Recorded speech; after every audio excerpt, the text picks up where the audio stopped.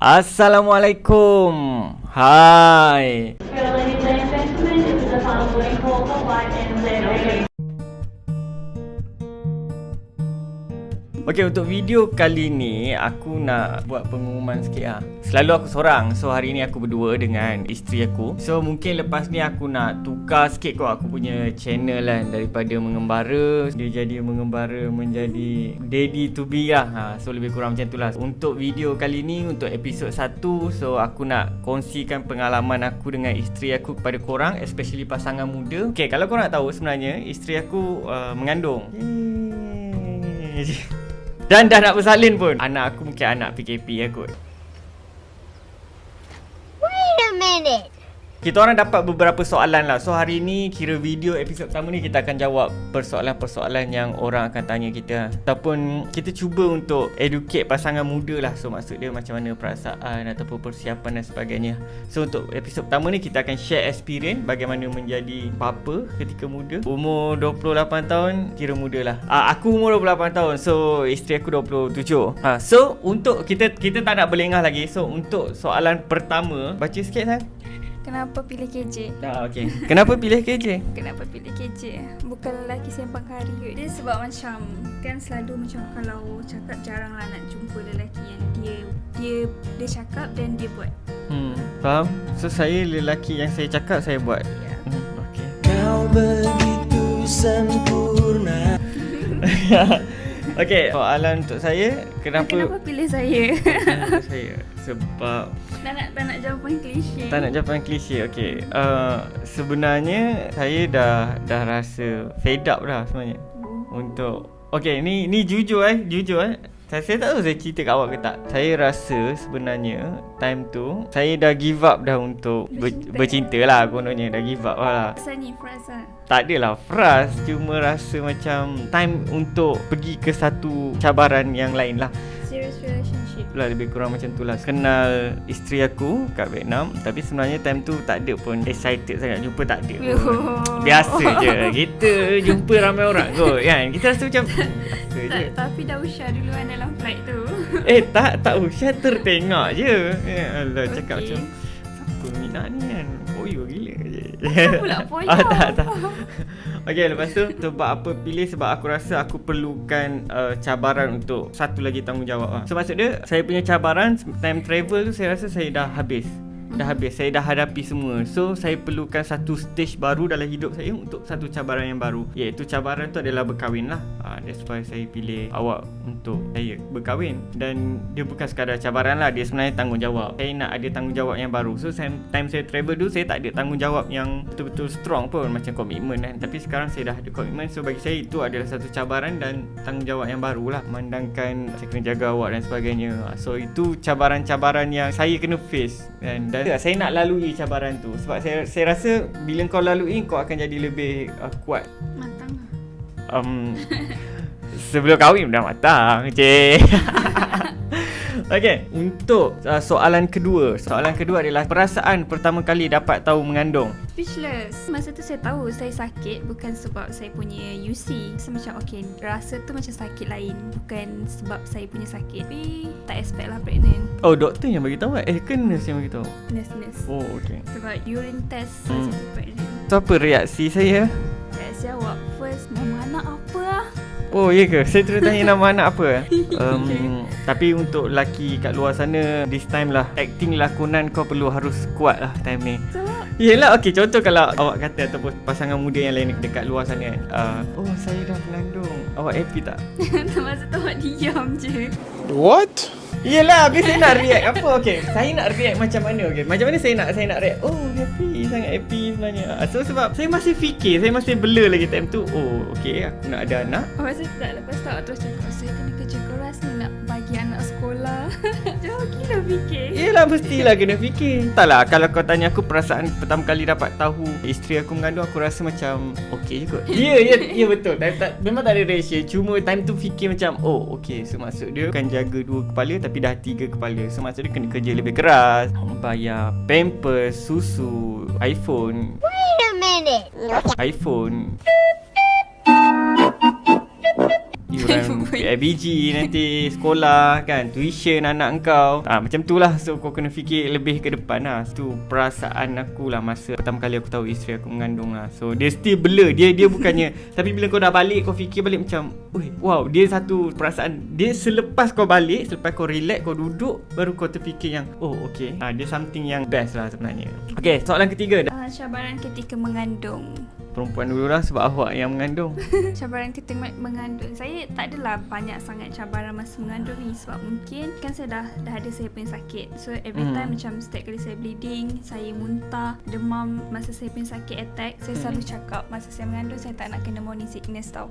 Saya selalu lah cakap macam tu. Kalau morning sickness campur dengan sakit yang dah sedia ada, kan macam lagi teruk lah akan jadi.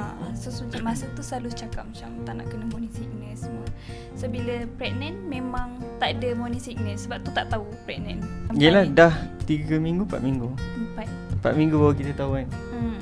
Sampai doktor kata you tak ada morning sickness ke? You tak tahu ke you pregnant? Sebab dia marah kan time tu. So cabaran ketika mengandung tu macam tak adalah sangat. Adalah sakit demam sikit-sikit tapi tak seteruk ibu-ibu lain. So untuk kalau korang nak tahu, untuk pasangan muda, lain perempuan, lain dia punya sakit dia ataupun cabaran dia ketika mengandung. Ada setengah yang macam memang morning sickness teruk gila, ada yang okey. Apa yang cabaran yang paling tinggi awak rasa untuk ketika awak mengandung? Tak ada. Okay. Adalah sakit. Tak, Yelah ya selain sakit lah. Kalau selain sakit tu macam tak adalah sangat. Dia macam jadi double triple strong daripada biasa. Okay. Kalau saya rasa saya kena banyak bahagi masa lah. Sebab satu saya kena kerja. Saya tahu saya kena kerja keras. Satu lagi saya kena tengok awak juga. Satu lagi saya nak me time masa saya juga. You always take your me time, okay?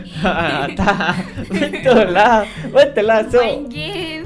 So tiga benda ni lah. Dia cabaran lah. Untuk lelaki dia satu cabaran lah. Sebab every night kena selalu urut wife. betul, kena urut isteri aku sebab dia sakit kaki lah, sakit pinggang lah, semua sakit. Itulah kot, tu kena pergi hospital apa semua. Tapi tu lawak. Kena bagi macam support emotion wife tu lah.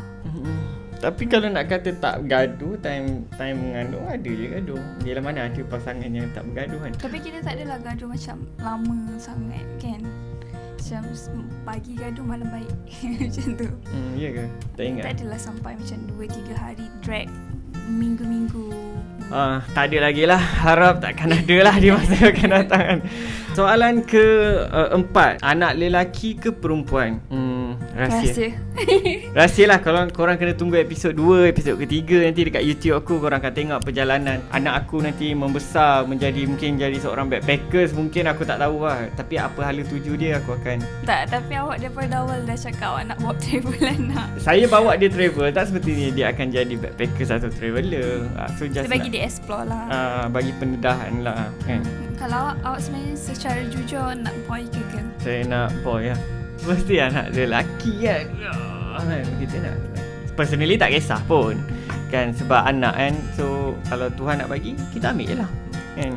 And then daripada 1, 2, 3, 4. Okay, yang kelima pula, ada mengidam apa-apa tak? Saya tak ada sangat. Saya rasa macam saya nak emas je. Hari-hari macam tengok emas. Kalau makan tak ada sangat. Tapi kalau makan awak banyak kan. Yelah macam tengah malam, sayang saya nak makan sambal kerang. Ada lah. Ya, sejak lately ni memang aku rasa aku banyak makan kot. Tapi saya tak rasa sayang ada banyak mengidam apa. Yelah. Lepas tu awak minta mangga tengah-tengah malam. Tak, saya just teringin nak makan je. Yelah, so macam awak mengidam lah. Teringin sama dengan mengidam kan. Dan benda-benda mengidam ni sebenarnya kita ada tanya dekat kita orang punya doktor tau. Nama doktor kita orang Renu dari KPMC. Untuk pengetahuan korang, kita orang dah book dekat situ dan isteri aku akan lahir dekat situ lah. So kita orang ada specialized doktor tentang ONG ni. Jadi kita orang tanya tentang food eating during pregnancy lah. Macam benda-benda macam ni lah, mengidam atau makanan apa yang sesuai ke tak sesuai. Boleh makan Maggi ke tak. Macam ada a few food yang orang kata masa pregnant you jangan makan ni, tak boleh ni, tak boleh. Tapi betul ke tak boleh makan sushi? Tu kita kena tanya doktor. So yang ini adalah kita orang tanya Dr. Renu tentang pemakanan semasa mengandung lah. Mengidam tu adalah betul ke tak betul kan. Okay. I selalu dapat question yang orang selalu tanya macam ada morning sickness, tapi I don't have morning sickness at all during this pregnancy. That's a blessing. Okay. There are some people who escape from morning sickness. So this happens because of one of the hormones. Not only Hormone, one, yeah. actually, it's a HCG, human chorionic gonadotropin. Okay. HCG. And also we have a lot of other hormones increases during the first trimester. This morning sickness is mainly due to the extra surge of all these hormones. Okay. And there is one hormone called progesterone. This progesterone is a smooth muscle relaxant. So what happens is during this first trimester of pregnancy, because of this smooth muscle relaxation, so little bit, slightly this part is open. Okay, so whatever that you eat, it gets regurgitated, and then Jadi akan itu muntah. jadi macam heartburn, belching. Okay, so this, and then muntah. Okay, so these are the things that can happen. That is why we always tell, bila you makan jangan penuh. Penuh. Oh. Okay, so you eat small frequent meals. Okay, so this is one of the reason why you get and some people get very excessive vomiting, and then what happens is they cannot eat anything, Yeah. cannot tolerate anything orally. So those kind of people become very dehydrated. Then there are other reasons why you get this excessive morning sickness is because multiple pregnancy. Oh. Anak kembar. Okay, when you have triplets, multiple, so the hormone level is also increased. Yeah. So you get it. So that is one of the reason. And then molar pregnancy, mengandung anggur. Molar pregnancy, instead of the baby, it forms the trophoblastic tissues. Trophoblastic tissue means the tissue uri. Okay, and then this one produces a lot of hormones. So this is when you have excessive vomiting, kita kena rule out these two things. That is, one is twin pregnancy, multiple pregnancy, and molar pregnancy. And of course there are other reasons why you vomit. That is urinary tract infection, hepatitis, all other causes of vomiting we need to rule out also. Okay. So then how you manage this system is you cannot eat everything. You need to be very selective when you have vomiting in pregnancy. Okay, then your food, no oily food, and then no fried stuffs, and then non-citrus fruits, no chili, kopi o, teh o, like that you can take. So what you can eat, you take it. Okay, I hope you are clear about it. Yeah, okay. Okay, soalan ke-6 adalah nasihat kepada pasangan muda. So ada orang tanya aku nasihat kepada pasangan muda. Aku bawah 30 dia kategorikan muda untuk aku nak claim awal-awal lah, nanti orang kata aku tua, muka aku tua ke. Aku baru Kau 40 tahun. aku baru umur 28. So masih muda dan tak bodoh lah macam dulu kan. Nasihat kepada pasangan muda, apa nasihat awak? Untuk saya lah, kena ada give and take. Lepas tu communication tu sangat penting. Contoh macam kadang-kadang perempuan pregnant ni dia emosi, hormon dia berubah kan. So dia akan ada masa-masa yang beremosi kan. Dia nak macam extra attention So lelaki dia kena Okay, faham. Sama juga macam aku jugalah aku rasa. Sebab kita kena faham pasangan muda, anak pertama, lepas tu mengandung pula. So kita kena faham kalau dia ada morning sickness, kau sebagai lelaki kau kena beri full attention kepada dia. Personally memang betul kepada dia. And then pregnant progress emotional tu during mengandung tu sangat penting. Bukannya aku nak cakap jangan bergaduh, kita orang pun ada bergaduh, tapi jangan pendam atau simpan terlalu lama lah. communication tu penting. So ini pun ini benda-benda macam ni pun penting juga. Sebab lelaki dia bukan faham pun. Macam kalau kita tak cakap kan, dia takkan tahu. Sebab itulah kena cakap. Betul lah, saya cakap communication tu penting. Maksudnya Yelah. tak boleh simpan. Yelah, kalau diam mana lelaki saya takkan tahu. Cakap Yelah. je, direct je. Nak apa. Apa-apa pun kita tanya Dr. Renu lah. Benda-benda macam ni penting untuk korang consult dengan doktor juga. So benda ni pun kita orang consult dengan doktor kita orang, Dr. Renu dekat KPMC. So korang boleh dengar apa pendapat dan penjelasan dia, bukan saja untuk aku, tapi untuk pasangan muda yang akan ataupun bakal berkahwin dan sudah berkahwin ataupun akan mendapatkan anak pertama. Okay, jom kita dengar. Cara nak kawal emosi semasa mengandung. Sometimes macam kadang-kadang ada rasa sedih, marah. Because one is you are very anxious about the pregnancy, especially it happens in the first pregnancy. Fear of first trimester, second trimester, how it will be later part of your pregnancy. And then the third thing is you have a fear of delivery.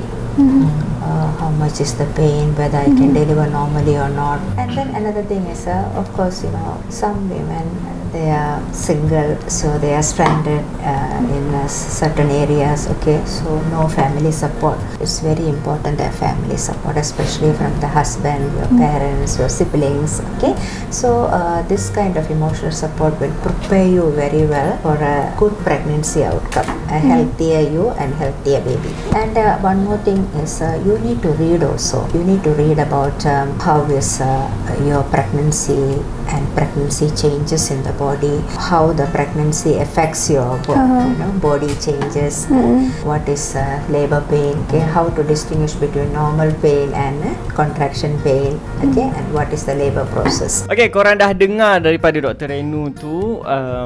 Betul, aku setuju dengan beberapa pandangan. Yalah, dia lebih pakar kan, dia dah melahirkan beberapa ratus ribu orang. Dia melahirkan, dia menyambut. Oh, dia menyambut. Oh, dia bukan melahirkan. Okey, dia menyambut. Okey, dia menyambut. So, penutup untuk episod pertama ni. So, mungkin saya nak terangkan untuk episod kedua, ketiga, apa yang kita akan buat. Apa matlamat video ni? Okay, matlamat video ni kita nak educate pasangan muda lah. Yang macam mostly ramai yang langgar je, tak tahu. Sama juga macam ada antenatal class yang hospital-hospital sediakan. Mostly lelaki ni dia tak nak pergi sebab dia rasa macam kenapa nak kena pergi. Lepas tu macam kelas tu terlalu lama kan. Dia macam daripada the whole day lah. Cakap pasal saya ke? Kau begitu sempurna, di mataku kau begitu indah. Oh tak, okey. Terasa ke? Tak teruskan. So benda-benda ni macam kadang-kadang orang tak nak tahu benda tu sebab tak ada orang yang sampaikan. Bagi tahu kepentingan dia. Awareness tu tak sampai dekat pasangan-pasangan muda ni. Sebab tu lah, that's why dia orang kena consult dengan doktor, tanya pendapat doktor dan sebagainya kan. KPMC salah satu hospital yang sangat bagus sebab dia consult kita orang, dia bagi tahu kita orang everything supaya pasangan muda kita orang yang masih baru ni tahu apa yang perlu dan patut kita orang buat untuk menyambut anak pertama kita orang. Penutup untuk aku rasa sama juga. Memang video ni lepas ni akan banyak vlog tentang family ataupun kita orang bercerita sini, educate tentang pasangan muda dan sebagainya, dan kita orang akan lebih memfokuskan kepada educate lah pasangan-pasangan muda tentang anak pertama, pro and con. Apa-apa pun jumpa episod kedua nanti. Terima kasih sebab menonton. Jangan lupa share video ni sebab kita akan cerita banyak lagi tentang kanak-kanak, pasangan muda dan by our experience lah. Okay, itu saja.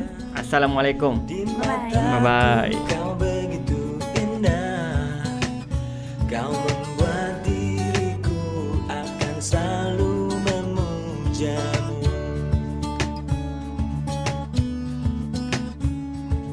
Di setiap